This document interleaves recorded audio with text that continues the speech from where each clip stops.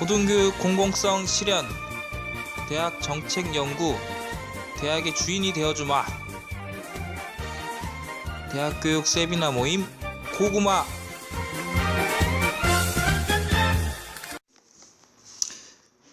네, 안녕하세요. 오늘 고구마 11강 국립대 네트워크와 관련해서 이야기를 나눠보려고 합니다. 우리 국립대 네트워크, 도대체 국립대 네트워크가 뭔데 이러냐, 오늘 알아가는 시간 좀 가져보려고 할 텐데요. 자세한 내용은 이제 첨부된 문서를 참고해 주세요. 그 서울시 교육청에서 작년에 발간했던 자료인데요. 그간 국립대 네트워크에 대해서 이야기했던 것들을 종합해 놓은 가장 최근 자료입니다. 그 자료에 국립대 네트워크가 어떻게 작동해야 되고 왜 해야 되는지에 대한 이야기가 나와 있어요. 그래서 그 첨부 문서를 잘 참고하면서 오늘 이야기 시작할 수 있도록 하겠습니다. 네, 우리 국립대 네트워크를 이야기하기에 앞서서 우리나라의 고등교육기관 현황을 살펴볼 필요가 있습니다. 우리나라 대학이 300만 명이 넘는 학생을 가지고 있어요. 우리가 대학이 한 90년대까지만 해도 100만 학도라고 보통 표현했는데 96년, 97년인가요? 96년인가요? 김영삼 정부 시절에 발표됐던 531 교육개혁 정책으로 인해서 그때 나온 정책으로 인해서 사립대 법인들이 쉽게 설립될 수 있게 되고 사립대들이 우후죽순 생겨나게 되는 현상들이 90년대 후반에 발생함으로 인해 지금 이제 대학이 이렇게 인원이 많이 늘어났어요. 근데 보시면 여기는 이제 대학이 일반대, 전문대, 교육대, 산업대, 대학원으로 나눠졌죠. 이렇게 나눠진 걸 보시면 일반대는 우리가 보통 아는 4년제 종합대학을 이야기합니다. 제일 많죠. 학생 수도 2만 명이 넘습니다. 그리고 흔히 전문대학이라 표현하는 전문대학도 138개로 많은 수를 가지고 있어요. 우리 교대는 전국에 10개가 있죠. 원래 제주교대도 있었었는데 제주교대는 2000년대 중반 제주대와 통합이 됨으로 인해서 독자대학이 아니라 제주대 교육대학으로 통합이 됐죠. 우리 산업대, 대학원 이렇게까지 해서 대학 교육기관이 현황이 나와 있습니다. 자, 그럼 이제 아까는 고등교육기관 현황을 좀 살펴봤다면 이번에는 일반 대학에서 국립대 사립대 비율을 좀 살펴보려고 하는데요. 네, 오늘 고구마에 우리 방청객들이 와 있습니다. 그래서 이 방청객들 제 이야기에 잘 기울여서 들으시기를 부탁드리겠습니다. 오늘 국립대 네트워크에 대해서 이야기하려는데 혹시 뭐 잘 알고 계세요? 우리 방청객분들 혹시? 잘 몰라요. 잘 몰라요. 그래서 오늘 이야기를 통해서 많이 알아가는 시간 가져볼 수 있도록 하겠습니다. 센세이션하죠. 우리가 지금 11강째인데 처음으로 방청객을 모셔놓고 고구마를 하고 있습니다. 다시 이제 본격적으로 돌아와서 보면 일반 대학, 우리 4년제 대학에서 국립대, 공립대, 사립대의 수를 비교해 놨는데요. 자, 보시면 아시다시피 사립대 수가 월등히 많습니다. 국립대 34개 학교, 공립대 1개, 이제 서울시립대죠. 사립대가 154개, 전체 일반대 189개 중에서 국립대 비율이 18%, 이제 학생 수로만 보면은 22%를 차지하고 있습니다. 우리나라는 뭐 예전에도 고구마에 이런 이야기 했었지만 전 세계적으로 비교해봐도 국립대 비율이 낮은 축에 속하는 나라입니다. 그만큼 고등교육을 국가가 그동안 책임져 오지 않았다라는 것을 반증하는 건데요. 국립대 네트워크를 이야기하기 위해서는 지금 대학의 현황을 이야기하는 것이 굉장히 중요합니다. 일단은 국립대 수가 이렇게 적은 나라에서 우리가 살고 있다. 그렇다 보니까 우리가 보통의 우리가 학생들 같은 경우에 어떻게 고등학생들 같은 대학 갈 때 어떻게 하냐면 보통 이제 성적이 좋으면 서울대에 가겠죠. 서울대 가고 그 이후에 등록금이 그나마 싼 국립대를 갈 것이냐, 아니면 연고대 같은 수도권 유명 사립대에 갈 것이냐, 이렇게 또 판단이 되게 될 텐데 어쨌든 우리가 국립대는 지역에 있는 인재들을 그 해당 지역에서 잘 가르치기 위해서 각 지역마다 국립대가 존재해요.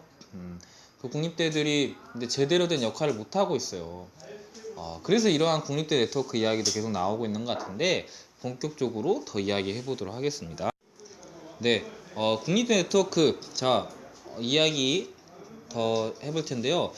국립대 네트워크의 취지는 사실 대학 서열화를 막는 데가 있습니다. 대학 서열화를 막고 우리가 교육 공공성을 강화하자는 측면에서 국립대 네트워크 이야기가 옛날부터 이렇게 나왔었는데요. 자, 여기 표를 보시면 우리가 암묵적으로 다 알고 있는 우리나라의 대학 서열표를 나타내고 있습니다. 뭐 여기에 동의 안 하신 분들도 있을 수 있지만 제가 다니고 있는 대학은 이 사진에 나오지도 않네요. 대학 서열이 굉장히 낮은가 봅니다. 아무튼 최상위 우리나라 최상위 대학 어딘지 혹시 아세요? 우리 방청객분들? 서울대. 네, 서울대죠. 그 다음에 연고대, 포스텍, 카이스트 뭐 이런 대학들, 서강대, 성균관대 그 밑으로 쭈르르르 해서 뭐 이렇게 있어요. 자, 보시면 특이한 점, 국립대가 여기서 몇 개 있을까? 여기 지금 나와 있는 거에서는 이 사진에서는 서울대, 그리고 서울대 다음으로 국립대가 부산대, 그 다음 경북대, 그 외에는 나오지도 않았어요. 안타까운 이런 현실이죠. 이 대학 서열화가 우리나라에 공고히 펼쳐져 있기 때문에 사실 좋은 대학에 가야 좋은 일자리를 얻을 수 있다라는 우리의 이런 암묵적인 이런 생각들이 있기 때문에 실제 이것들이 초등교육, 중등교육까지 영향을 미치게 됩니다. 왜냐하면 할 수 없이 이 입시에 도움이 되는 과목만 공부하게 돼요. 저는 뭐 학교를 초중고 학교를 다닐 때 그냥 뛰어노는 체육 시간이 되게 좋았었는데 사실 체육 점수는 이 대학 가는데 아무 쓸데가 없어요. 이렇게 우리나라 교육이 대학이 서열화되어 있다 보니까 아무리 고등학교가 지금 평준화되어 있다 하더라도 대학이 평준화되지 않고 서열화되어 있으면 우리나라의 초중등 교육도 계속해서 이렇게 경쟁 교육, 서열화 교육이 될 수밖에 없습니다.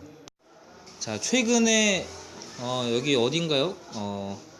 취업 포털 잡코리아에서 조사한 설문조사에 따르면 대학 서열화가 지속될 것이라 생각하는 이유가 뭐냐 했을 때 70%가 넘는 사람들이 대학 서열화를 모르는 10대, 20대가 없을 정도로 사회적으로 만연해서 라고 이야기를 하고 있습니다. 또 그 다음으로 많은 퍼센트가 나온 게 주요 대학 출신을 선호하는 사회 분위기. 그렇죠. 우리가 여전히 입시를 겪었어도 대학 가면은 우리가 부모님들이 흔히 그러잖아요. 야, 고등학교 때까지는 연애도 하지마. 대학 가면 공부만 하고 대학 가면 다 연애도 할 수 있고 네가 하고 싶은 거 다 할 수 있어 라고 대학 왔는데 실상 그런가요? 물론 이제 그런 잘 하신 분들 계시지만 실상 대학 가서도 경쟁 관계에 놓여 있고 내가 다니는 대학이 우리나라 대학 서열에서 낮은 대학이면 실제로 아무리 내가 공부를 열심히 하더라도 서울에 있는 주요 사립대, 서울대 이런 학생들에 비해 취업에서 불리할 수밖에 없는 이런 현황들이 계속해서 나타나죠. 최근에는 출신 대학을 적지 않는 이력서를 받는 이런 추세도 늘어나고 있지만 아직 좀 멀었죠. 그래서 이런 것들이 좀 더 펼쳐지면 그것도 대학 서열화를 막는 데 있어서 도움이 되긴 하겠지만 아직까지 좀 역부족인 상태입니다. 자, 우리 대학 아무튼 국립대 네트워크 이야기를 하고 있습니다. 목표와 취지에 대해서 이야기를 하고 있었고 또 대학 서열화를 막고 교육의 공공성을 더 강화하자라는 측면에서 대학 국립대 네트워크 이야기를 많은 사람들이 하고 있었는데요.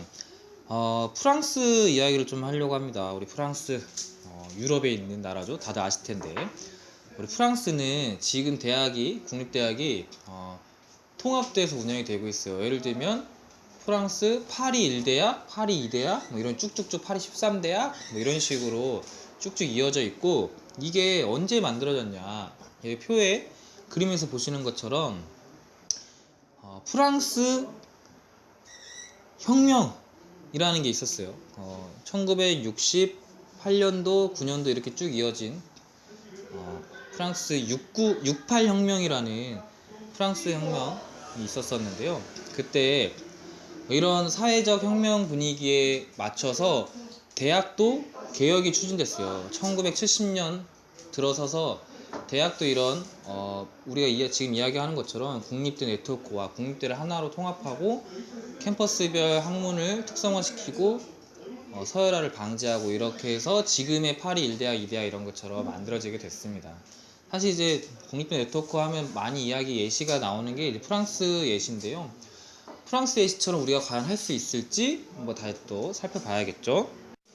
자, 근데 우리나라의 국립대 네트워크 이야기가 나온 게 꽤 됐는데, 근데 최근에 이야기가 나왔던 거는 작년이었습니다. 작년에 이제 문재인 정부가 출범하고 국립대학교를 지역에 우리나라에 있는 지역 거점 국립대학을 하나의 국립대로 합쳐서 한국대학교로 만들자 라는 이야기가 작년에 나왔었어요. 그래서 뭐 작년에 이야기가 나왔을 때 사실 뭐 아무런 뭐 입장이 없었던 대학들도 있었지만 학내 여론을 좀 살펴봤을 때 우리가 대학 서열화가 아직까지 공고화 되어 있기 때문에 그 서열에서 상위권에 수속되어 있는 대학들, 아까 말했던 뭐 서울대, 뭐 경북대, 부산대 이런 대학들은 우리가 왜 이렇게 대학을 합쳐야 되냐 이런 이야기들을 많이 했었습니다.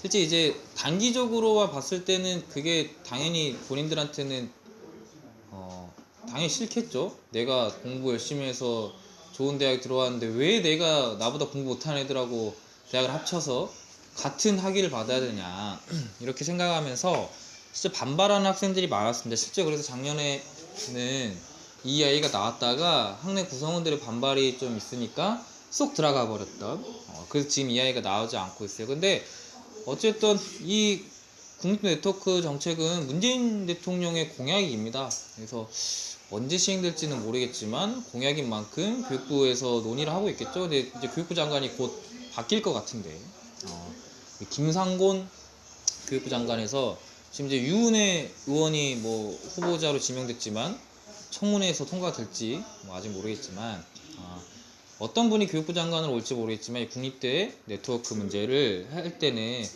대학 구성원들의 의견을 잘 들어야 될 것 같아요. 아직 이렇게 무리하게 추진했다가는 지금 아무리 좋은 정책이라 하더라도 반발이 있을 것으로 예상이 되고 있어요.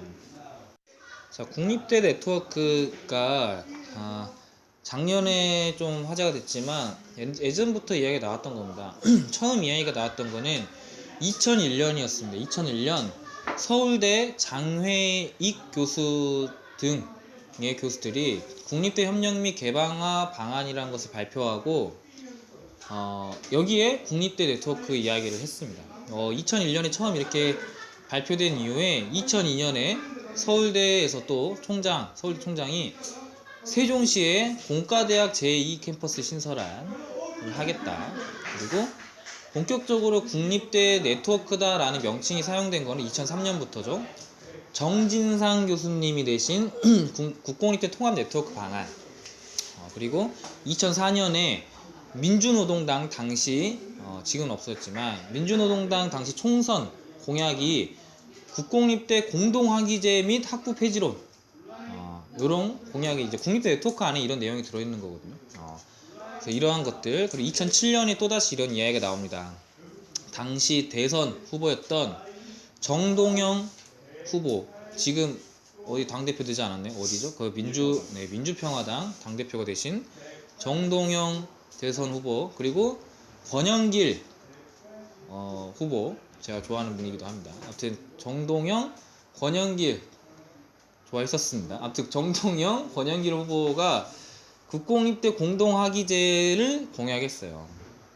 어쨌든 국공립대가 이렇게 따로따로 떨어질 필요가 없이 하나의 대학으로 공동학위를 줘야 된다, 이런 공약을 낸 거죠. 자, 또 이 아이가 2012년에 들어서 또 나오기 시작합니다.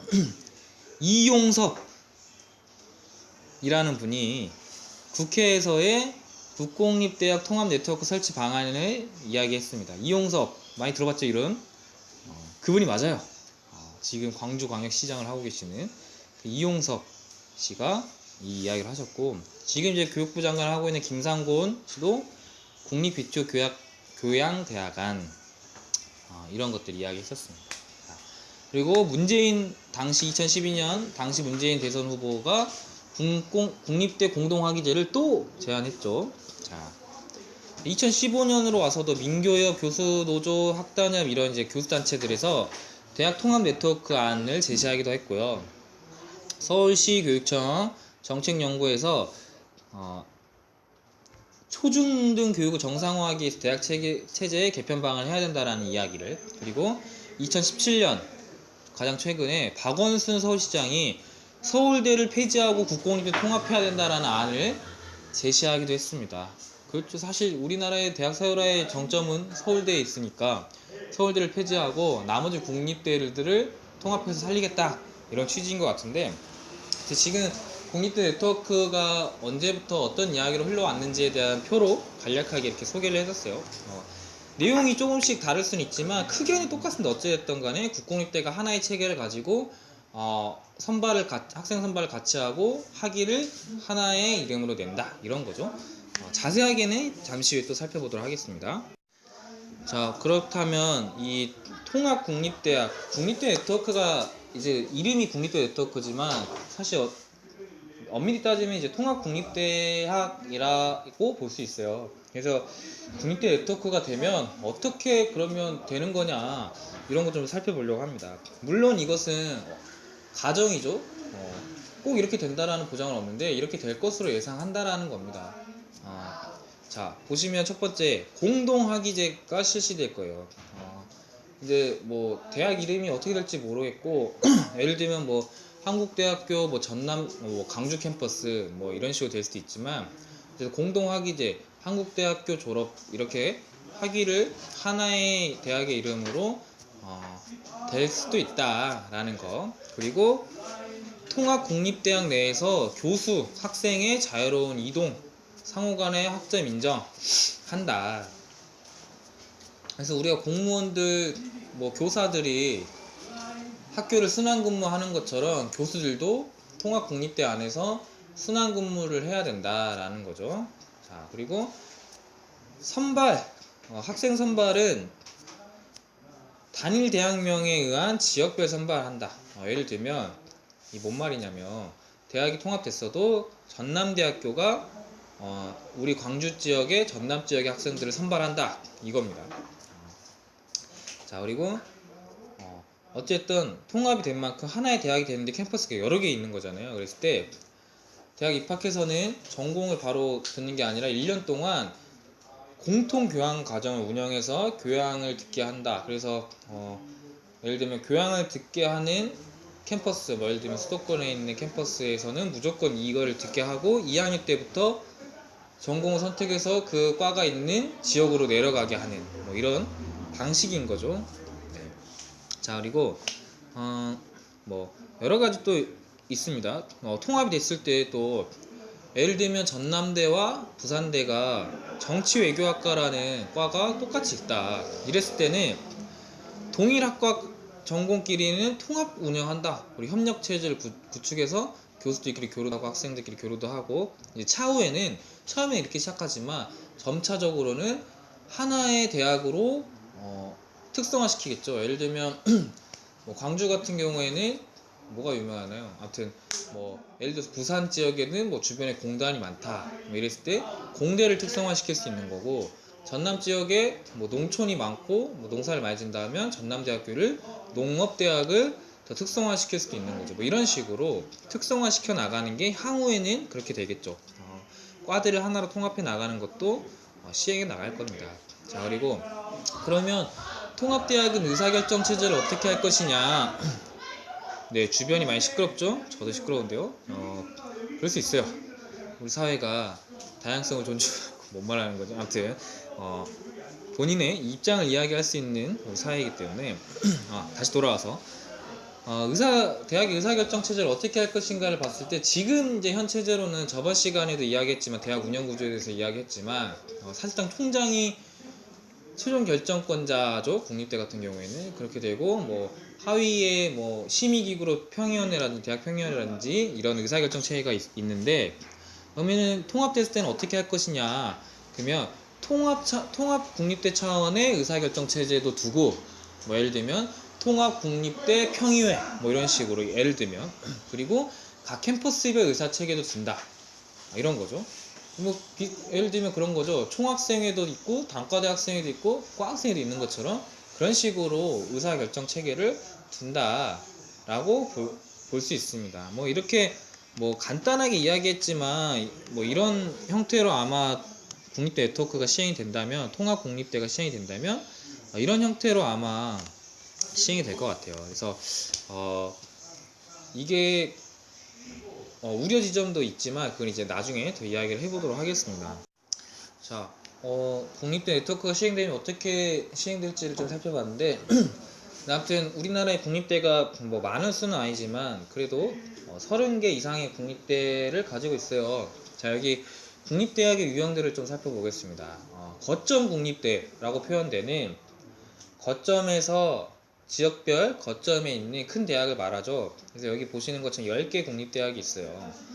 뭐 서울대부터 해서 쭉쭉쭉 전남대, 뭐 제주대까지 각 지역 시도별 하나씩 있는 거죠. 거점 국립대. 그리고 지역 중심 국립대학이라는 대학 국립대들이 있죠. 예를 들면 우리 지역으로 보면 목포대, 뭐 순천대 이런 대학이죠. 순천대, 안타깝게도 이번에 대학 그 자율개선 대학에 선정되지 못해서 구조조정을 해야 되는 상황을 맞게 된 대학인데, 아무튼 이런 중소규모의 국립대학이 있고요. 또 특수목적 국립대학이 있죠. 예를 들면 한체대, 뭐 한국해양대, 목포해양대. 한국해양대도 자율개선대학에 선정되지 못했죠. 네. 이런데 한국교원대, 뭐 방송통신대, 전통문화대 이런 특수목적 국립대학들이 있고, 나머지 또 이제 교육대학 10개가 있습니다. 자, 근데 국립대 네트워크는 단계적으로 시행이 될 거예요. 보시면 처음에는 거점 국립대를 먼저 통합하게 될 것으로 보여집니다. 전체 30여 개의 국립대학이 합쳐져 일순간에 합쳐지는 게 아니라, 일단 거점 국립대학들이 합쳐져서 시행을 하고, 그 이후에 이제 지역 중심 국립대학, 뭐 특수목적 국립대학, 교육대학을 어떻게 할 것인가가 아마 또 논의가 될 것 같은데, 근데 특수목적 대학이나 교육대 뭐 이런 것처럼 진짜 그 본연의 목적이 있는 이런 대학들은 또 다시 살리는 방향의, 자신의 대학들을 더 살리는 방향의 그런 계획이 나와야겠죠. 예를 들면 거점 국립대가 하나로 합쳐지는 것처럼 교육대도 10개의 교육대가 하나의 통합 교육대로 운영이 되고 캠퍼스를 두는 형태, 이렇게 될 수도 있는 거죠. 뭐 이렇게 됐을 때 장단점이 있는데, 그런 부분들을 좀 더 이야기를 이따 해보도록 하겠습니다. 근데 어쨌든 대학 공유 네트워크라고 표현하는 대학 국립대 네트워크, 국립대 통합 국립대학 방안이 사실은 대학 서열화를 완전히 막아내지는 못합니다. 왜냐하면 우리나라는 아까 처음에 말했다시피 사립대학이 월등히 많은 구조, 이는 교육 공공성이 확보되지 않은 고등교육 체제를 가지고 있는 나라이기 때문에 국립대를 아무리 통합해서 공통으로 운영하고 예산 지원을 많이 하고 한다 하더라도 사립대가 구조조정 혹은 뭐 개혁되지 않는 한 대학 서열화가 막아지기는 어렵겠죠, 당연히. 대학 공유 네트워크, 그래서 통합 국립대 과정은, 국립대 네트워크 과정은 사실상 전체 대학을 통합해 나가는 과정 중에 첫 번째 단계로 볼 수 있습니다. 그래서 2단계, 이게 국립대 네트워크가 시행이 되면 2단계로는 통합 국립대학과 지역 중심 국립대학, 공영형 사립대학. 이제 공영형 사립대학은 다음 시간에 저희가 이제 이야기를 할 텐데요. 공영형 사립대학 간의 네트워크를 형성한다. 대학 연합 네트워크. 이게 뭔 말이냐면, 예를 들어서 전남대가 통합 국립대고 지역 중심 국립대학이 뭐 순천대, 목포대, 그리고 공영형 사립대학으로 예를 들어서 조선대학교가 공영형 사립대학이 됐다. 그 세 개 그 대학들이 하나의 연합 네트워크를 구축해서 대학 간의 같은 학교는 아닌데 통합된 건 아닌데 뭐 예를 들어서 뭐 교수 교류, 학점 교류, 뭐 수업 교류 뭐 이런 것들을 시행해가지고 서로 부족한 지점을 채워주고 도와주고 한다. 이게 2단계죠. 2단계까지 펼쳐지고 3단계 마지막 3단계는 근데 2단계가 여기서 바로 뭐 넘어오는 거 아니에요. 제가 봤을 때 2단계가 됐을 때 아마 지역중심 국립대학과 통합국립대 간에도 이런 통합이 이루어질 것으로도 보여집니다. 자, 근데 3단계로 갔을 때는 마지막 단계죠. 통합국립대학 아까 말했던 2단계 대학뿐만 아니라 그냥 일반 사립대학까지 아우르는 대학 공유 네트워크를 확대 심화한다. 이제 여기가 가장 좀 어려울 것 같아요. 왜냐면 일반 사립대학은 사실상 이제 법인이 모든 것을 사실 좌지우지하죠. 이사회가 많은 것들을 좌지우지하게 되는데 실제로 우리나라에서 서열화가 공고히 되어 있는 상태에서 서울대 다음으로 잘 나가는 대학인 연대, 고대 이런 대학들이 자기들 굳이 잘 나가는데 내가 왜 뭐가 아쉬워서 너희들하고 교류해야 돼 이렇게 나오면 실제 할 수가 없죠. 우리가 뭐 안타까운 건지 모르겠지만 우리나라는 뭐 자본주의 체제를 가지고 있고 있기 때문에 우리 정부가 마음대로 대학을 뭐 폐교시키거나 이러기가 쉽지 않아요. 그렇기 때문에 아마 3단계는 아마 어려울 것 같은데 실제 국립대 네트워크를 시행하는 과정은 대학 서열화를 막고 전체 대학을 아우르는 교육체제를 가지기 위한 방도 중에 첫 번째 단계다. 왜냐하면 국립대는 국가가 관리 감독하는 대학이기 때문에 제일 다루기 쉽기 때문에 1단계로 펼쳐지게 될 것이다 라는 점 이야기 드리겠습니다. 자, 이게 아무튼 저는 이제 개인적으로 좋은 정책이다라고 생각은 하지만 이게 무리하게 시행됐을 때는 분명히 문제가 존재할 것이라 생각합니다. 그리고 무리하게 시행되지 않더라도 쟁점들은 분명히 존재합니다. 예를 들어서 이렇게 아무튼 이거 하는 취지가 대학 서열화를 막고 교육의 공공성을 강화하자라는 측면이 있는 제도인데 정말 오랜 시간 걸리겠다 이걸 하려면. 왜냐면 지금 2001년에 처음 이런 이야기가 나왔는데 지금 몇 년이죠? 2018년인데도 불구하고 실제 뭐가 되는 것이 없잖아요. 작년에 이야기가 나왔었지만 또다시 쏙 들어가 버렸고, 그리고 완전하게 전체 대학을 아우르는 연합체계를 구축하기 위한 3단계까지 진행이 되려면 지금 1단계도 안 되는데 3단계까지 되려면 내가 죽기 전에 가능할지 알 수 없는 이런 상황이죠. 정말 오랜 시간이 걸릴 것으로 예상됩니다. 그래서 이게 이렇게 오랜 시간이 걸려버리면 딱딱딱 그 계획에 맞게 진행되지 않으면 통합해버린 국립대학만 손해있는 상황이 발생할 수도 있어요. 왜냐면 사립대학들은 계속해서 자기들의 이 재정적 우위를 가지고 계속해서 치고 나갈 텐데 국립대학들은 사실상 이제 뭐 그런 우려가 있죠. 하향 편준화 될 수도 있다 뭐 이런 것도 있는데 어쨌든 오랜 시간이 걸릴 것으로 예상합니다. 또 다른 지점은 이렇게 한다고 서열화가 완전히 없어질 수 있을까? 라는 지점이죠. 우리가 프랑스 아까 이야기를 했지만 프랑스가 60년대 그리고 70년대 교육개혁을 통해서 대학을 연합체계 통합국립대 체제를 구축했다고 했지만 초기에는 지금도 마찬가지고 대학 간 캠퍼스 간 그리고 학과별 서열화는 조금씩 존재한다고 합니다. 이랬을 때 실제 대학의 서열화는 없어질 수 있어도 학과 서열화는 분명히 없어지기는 어렵겠다라는 지점이 있습니다. 학과 서열화가 왜 없어지지 않느냐 하면 우리나라 사회가 돈 많이 주는 직업을 서로 다 갈라 할 텐데 돈 많이 주는 직업을 갈라 하는 게 아니죠. 돈 많이 주고 일도 조그마한 직업을 서로 갈라 할 텐데 그러면 그런 학문을 배우는 학과는 당연히 서열이 높아질 수밖에 없네. 대학 서열화가 없어져도 학과 서열화는 분명히 존재하게 될 것이다 라는 지점입니다. 네, 우리 방청객들이 테이프를 뜯고 있어요. 네. 그런 서열화가 없어졌으면 좋겠나요? 우리 방청객분들 대학에? 네, 빨리 없어졌으면 좋겠습니다. 네, 감사합니다. 저랑 뜻이 같은 분들이 방청을 하고 계세요. 아무튼 서열화가 완전히 없어질 수 있을까 이런 건 좀 고민이 됩니다. 자, 그리고 지금 이제 1단계가 아무튼 처음에 국립대 통합 네트워크인데 그 과정에서 사립대는 가만히 놔두고 국립대만 통합해버리면 국립대를 상향 평준화시키기 위한 정책임에도 불구하고 하향 평준화될 수도 있다. 이런 이제 어불성설, 어이가 없는 상황이 발생할 수도 있죠. 실제로 그래서 작년에 이런 이야기가 나왔을 때 부산대 경북대 학생들이 왜 우리가 대학급이 낮아지게 뭐 대학과 합쳐야 되냐 뭐 이런 이야기들을 굉장히 많이 했다고 해요. 서울대 학생들은 더구나 더 합치기 싫겠죠. 자신들의 이런 프라이드가 있는데.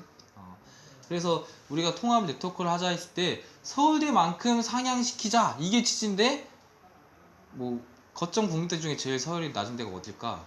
예를 들면 예를 든 겁니다. 전남대가 제일 낮다 칩시다. 그러면 전남대 수준으로 다 낮아질 거 아니냐 뭐 이런 이야기를 하는 사람도 있어요. 실제로 그런 기후가 있고 그래서 이걸 추진할 때는 분명하게 사립대 개혁도 같이 가져 나가야겠다. 공영은 사립대를 추진하던 사립대를 뭐 없애불던 예산적으로 안 해불던 아무튼 뭐 사립대 개혁도 반드시 필요한 것으로 보여집니다. 네.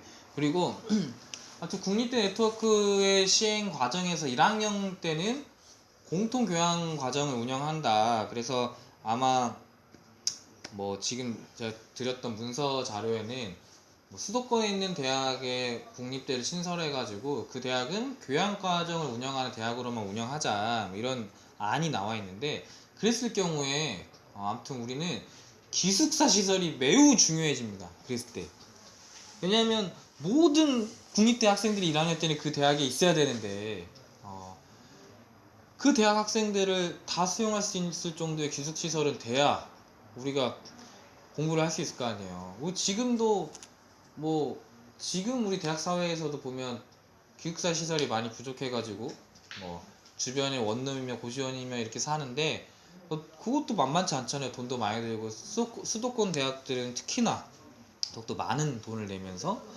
등록금도 비싼데 내 사는 것도 비싸고 그래서 알바를 꼭 해야 되고 알바를 하다 보니까 공부를 못하고 공부를 못하면 학점이 떨어지고 학점이 떨어지면 국가장학금 신청 못하고 국가장학금 신청 못하면 난 또 알바를 해야 되고 이런 악순환에 계속 펼쳐지는 것 이것이 반복되지 않으려면 기숙시설이 확대가 돼야 됩니다. 네. 자, 또 하나의 쟁점 우리 국립대가 통합될 거면 이 통합 국립대에 진짜 압도적인 재정이 투입돼야 될 것으로 보여져요. 왜냐하면 아까 이야기했던 하향 평준화가 안 되려면 어찌됐든 학생 수준이 오르지 않는 오르면 좋지만 학생 수준이 똑같다고 봤을 때 재정 지원이 완벽하게 투입이 돼야 그만큼의 교육의 질이 높아지고 교수들도 연구도 열심히 하고 학생들도 낮은 싼 가격에 학교를 다니면서 진짜 알바도 안 하고 편하게 공부만 할 수 있는 그런 체제를 만들 수 있을 텐데 근데 지금 열악하잖아요. 국립대 재정이 너무 열악해요. 사립대보다 더 적게 받는 국립대도 많고 돈을 근데 이 국립대들에게 전폭적인 재정 지원이 되어야 됩니다. 그렇지 않으면 이거는 시행돼도 도루묵이다. 근데 이게 쟁점이 있죠. 왜냐하면 이 통합 국립대에 예를 들어서 많은 예산을 더 투입해 준다라고 했을 때 사립대들이 가만히 있을까요?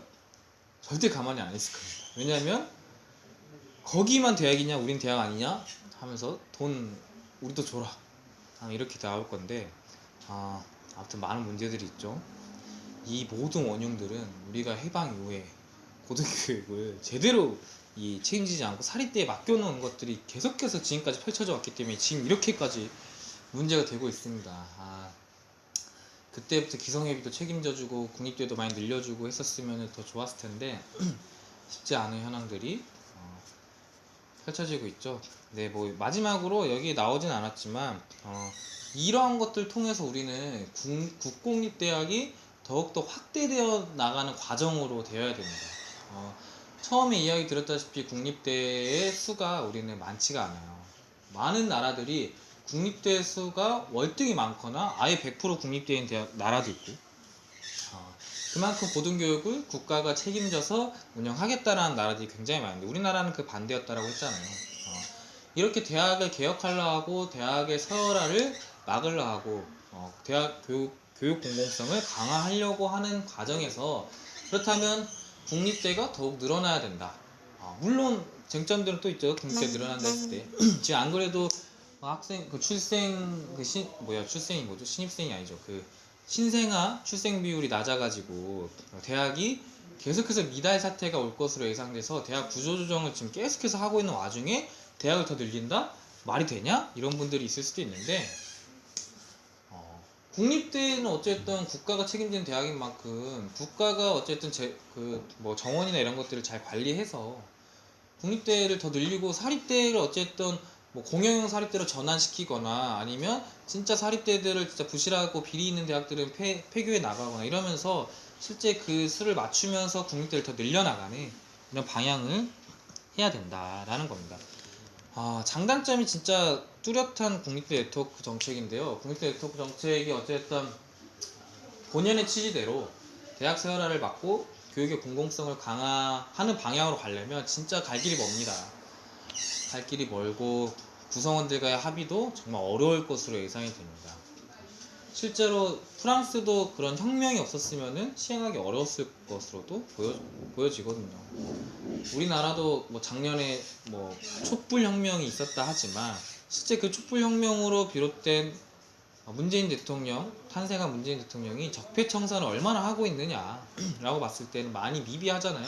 그 적폐 중에서는 이런 대학 적폐, 대학 문제들도 해결해 나갈 수 있는 적폐 청산도 이루어져야 되는데 혁명 이후에 그게 바로 진행이 안 되다 보니까 아직도 지지부진한 점이 있습니다. 이제 새로 취임하게 될 언제 될지 모르겠지만 교육부 장관은 이러한 문제들을 정확하게 보고 대학 적폐들도 해결해 나가기를 바라겠습니다. 오늘 국립대 네트워크 11강 마치도록 하겠습니다.